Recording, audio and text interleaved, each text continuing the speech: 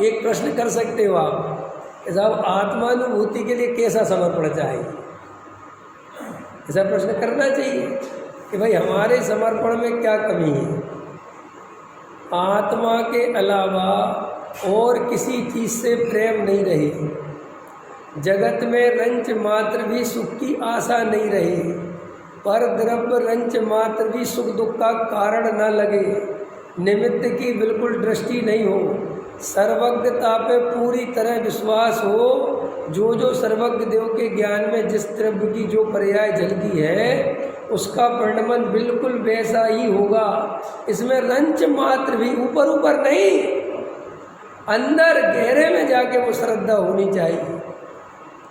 और तुम्हारे सामने करोड़ों रुपए, समझ में आया, करोड़ों रुपए आवे और तुम्हें रंच मात्र भी उसमें सुख बुद्धि न जगे, कोई तुम्हें ऑफर दे कि तुम 50 करोड़ कमा लोगे तो भी तुम्हें ऐसा लगे कुछ नहीं मेरा सुख। इतनी मजबूत लेवल की श्रद्धा होना चाहिए।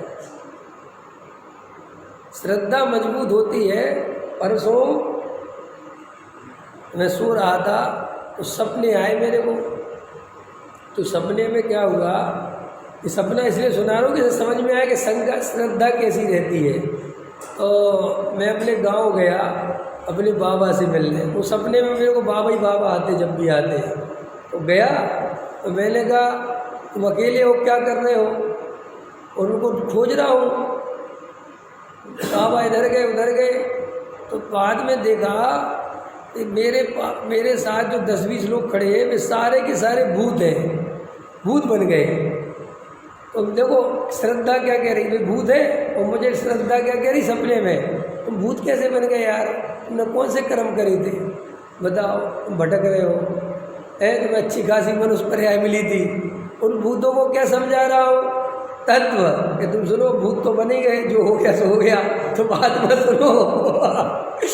तो तुम ये उसमें कोई ऐसा विकल्प नहीं आ रहा, कोई डर नहीं लग रहा। तो सारे भूतों की मीटिंग ली।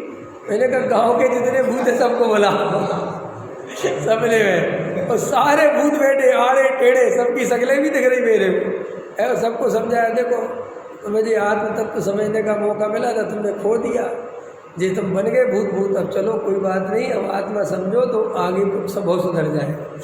तो ऐसी श्रद्धा उस लेवल पे जानी चाहिए कि स्वप्न में भी तुम्हारा वो तत्व निर्णय दिखना चाहिए। तुम्हें स्वप्न में करोड़ों रुपए मिल गए, करोड़ों रुपए खजाना मिल गया, और अगर तुम्हारा सही सम्यक दर्शन होगा तो स्वप्न में भी कहेगा कि कुछ दम नहीं है। तो वो उस लेवल पे श्रद्धा जावे तो वो अनुभूति का जन्म होता है। ये लोगों को क्या लगता है कि अनुभूति ध्यान व्यान करने से या कुछ करने से और बहुत पहाड़ पर चढ़ने से अनुभूति का जन्म नहीं होता है। कोई व्रत नियम लेने से भी अनुभूति का जन्म नहीं होता। अनुभूति का जन्म होता है प्योर ईमानदारी और सच्चे समर्पण से। बिल्कुल इतना निशंक होना चाहिए तत्व के संबंध में, मतलब 1% भी ऐसा स्वप्न में भी नहीं लगना चाहिए कि मेरे करने से जगत में कुछ होता है। 1 सेकंड के लिए नहीं लगना चाहिए। ऐसा कभी नहीं लगना चाहिए कि मैं कुछ जगत का कर्ता धरता हूँ। एक समय दिखना चाहिए कि सब उदयाधीन व्यवस्था है, मैं तो मात्र ज्ञाता दृष्टा हूँ। इस शरीर का जो परिणमन उदयानुसार होना है होगा होगा होगा। कोई निमित्त विमित्त कुछ बदलने वाला नहीं है। अंदर में बिल्कुल कहीं भी कर्ता कर्म का विकल्प नहीं आना चाहिए, निमित्त की दृष्टि नहीं होना चाहिए, और 24 घंटे उस आत्मा की प्यास रहनी चाहिए।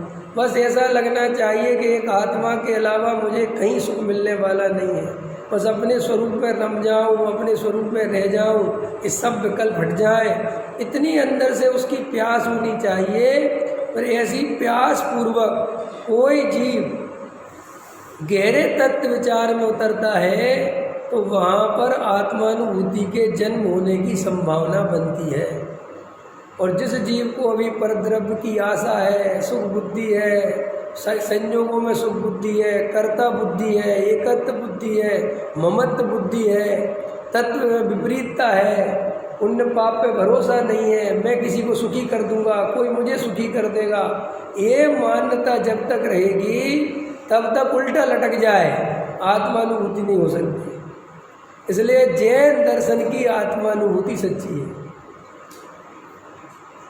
जो जैन दर्शन में वस्तु का स्वरूप है वो ही स्वीकार करे तो आत्मा।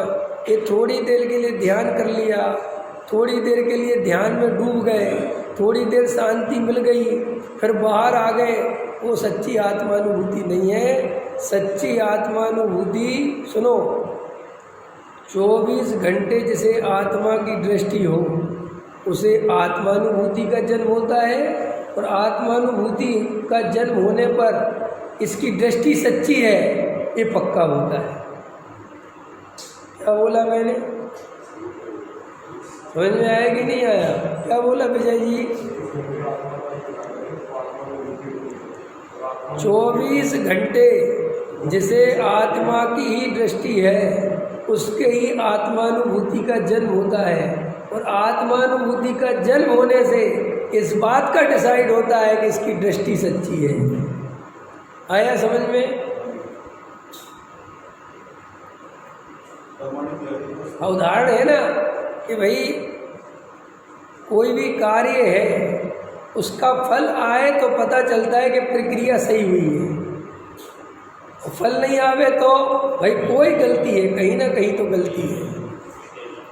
ऐसे ही हमें आत्मानुभूति नहीं हो रही है तो क्रमबद्ध पर्याय पे छोड़ के इधर उधर मत घूमो, खोज करो कि गलती हो कहाँ रही है, क्योंकि तुम तो चाहते ही हो कि अपना दोष किसी और पे दे दे।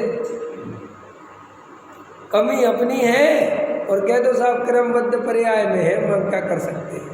तो इसका मतलब गारंटी से तुझे अभी सम्यक दर्शन की जरूरत नहीं है। एक साहब कैसे बात करते हो, हिसाब नहीं मिले तो क्रमबद्ध में छोड़ता है क्यों है? 1,80,000 की कलम आ रही है और पैसे 2.5 लाख रुपए निकल रहे हैं, हो क्या रहा है? तो छोड़ देगा क्रमबद्ध के भरोसे कि चलो अब जो है पर्याय 180 की होगी। नहीं, वहाँ पे पुराना रजिस्टर उठाएगा, दूसरा रजिस्टर उठाएगा, दूसरा बही खाता उठाएगा, लेबर का हिसाब मंगवाएगा, पुरानी सब नाप गया था। वहाँ क्रमबद्ध की याद नहीं आती।